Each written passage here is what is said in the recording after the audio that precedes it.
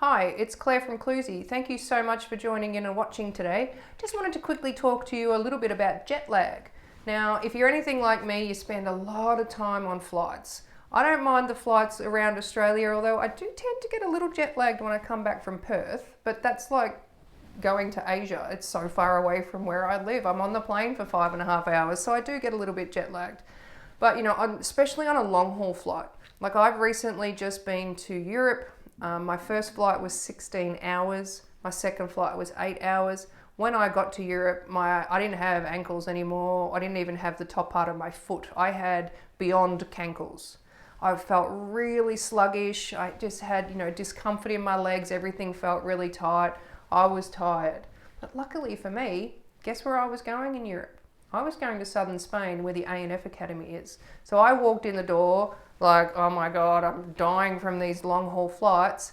Comes to the rescue, the A&F instructors are there and they use the A&F therapy discs. And I tell you, within 2 hours, I had my ankles back. I felt better. It was great. So coming home, which was another 8-hour flight and then a 17-hour flight, and then I had to fly from Melbourne back up to Queensland as well. So what did I do?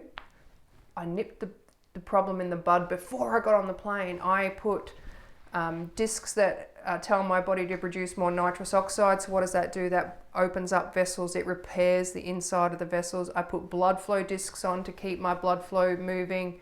I put pain and inflammation discs on over my major lymph nodes coming up through my knees and groin.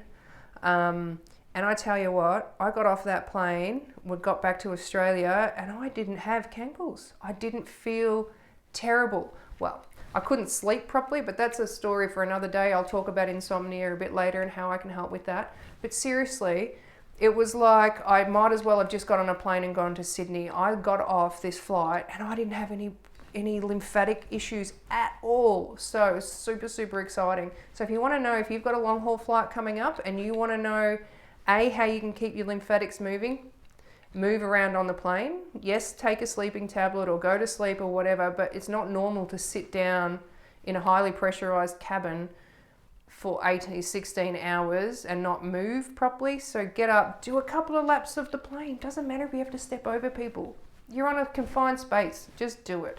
Up and down, jogging on the spot. I do that when I'm waiting for the bathroom because there's seriously not enough toilets on a plane, but I will jog on the spot. Sometimes if you're lucky enough to be on, I was lucky enough to be on an Airbus with Qatar Airlines last time I flew. I had window sills, so I had the window seat, so I just sat there with my feet up for a little while. Can't do that for the whole flight, but it helped. Drink a lot of water. Don't drink a lot of alcohol, drink a lot of water.